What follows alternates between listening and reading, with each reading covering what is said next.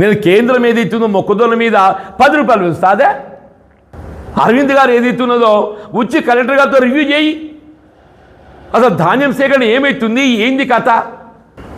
ధాన్యం సేకరణ దృష్టి పెట్టు అంటున్నాను నేను. It's your responsibility. కేవలం రాష్ట్ర ప్రభుత్వ బాధ్యతనే కాదు, రాష్ట్రంతో పాటు కేంద్ర ప్రభుత్వ బాధ్యత కూడా.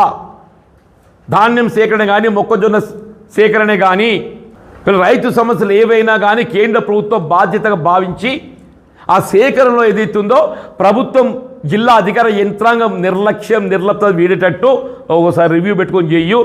ఆ 5 ఎకరాల భూమి ఏదైతుందో నువ్వు ఇలా పోయి సాయంత్రం రేవంత్ రెడ్డి టైం తీసుకో.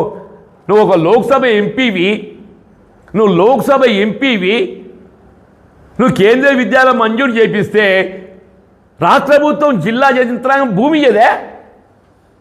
అలా మోడీ గారును రేవంత్ రెడ్డి బడే బాయ్ చోటే బాయ్ అని చెప్పని ఇక్లిచ్చి ఒకరి మీద ఒకరు పోగొట్టుకుంటారు, పోగొట్టుకుంటారు.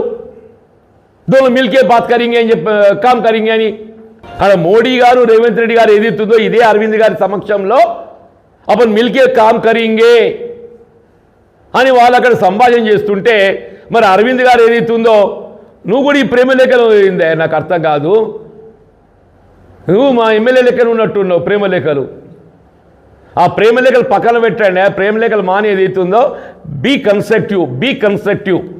ఎమ్మెల్యే గారు ఏదైతుందో ప్రేమ లేఖలతో పని కాదు నాయన. Be constructive.